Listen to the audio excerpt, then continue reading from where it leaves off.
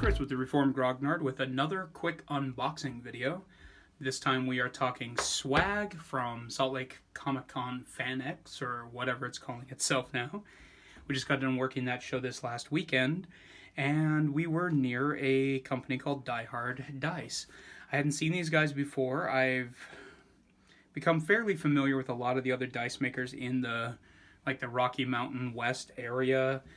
But these guys happened to be nearby, and we had a decent enough show that I decided to indulge a little bit for my birthday and get myself a nice set of dice.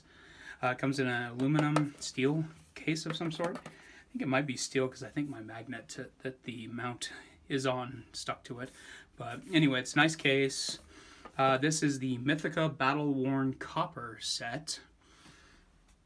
These guys were really cool. I think this was like $50. That's what most metal sets run. They were really knowledgeable about what they were doing for the most part.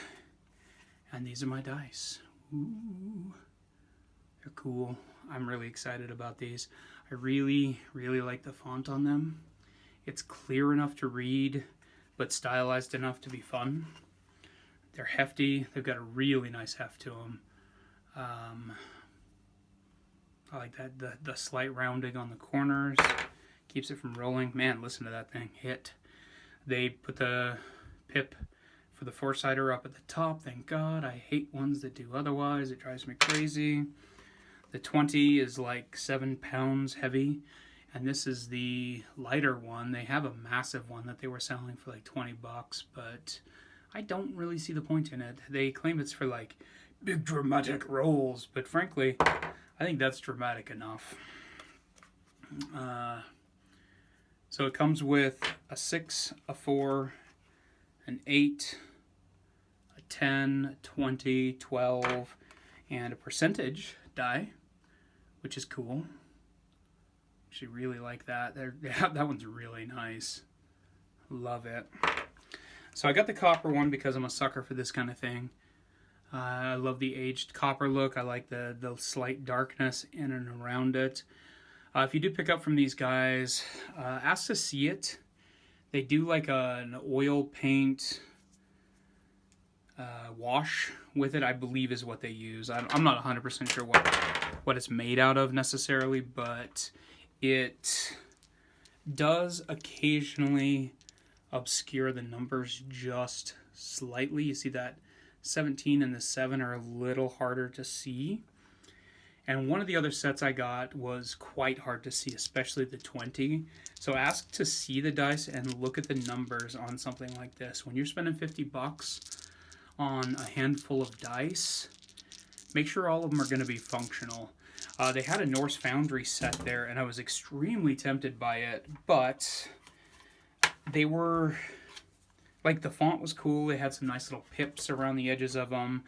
But the dice themselves, had I rolled them right there, you wouldn't be able to read any of the results on it because they were just... there was no real contrast to it. So make sure you're looking at that. Think about... well, I mean, obviously, if you're just collecting them because they're cool looking, who cares? But if you plan on actually playing with them, try and make sure that all of the sides are visible from a table while you're standing there. So, Die Hard Dice, a big thank you from all of us at Die Hard Dice. We wish you many epic rolls and great memories with friends around your table. So you can find these guys at dieharddice.com. They're also on Facebook and Twitter. The backside has a Shakespearean insult generator to roll a 3d10, which is pretty hilarious. So let's try that. Why not? So we are getting a 12... Hey, Kris, how about you roll an actual D10? 10, 7, 7. Thou gleeking, rump-fed maggot pie. That works. Anyway, thanks for watching. This was the Reformed Grognard. As always, you can find us on Patreon at patreon.com/deeplydapper, deeplydapper and deeplydapper games on Instagram, or you can go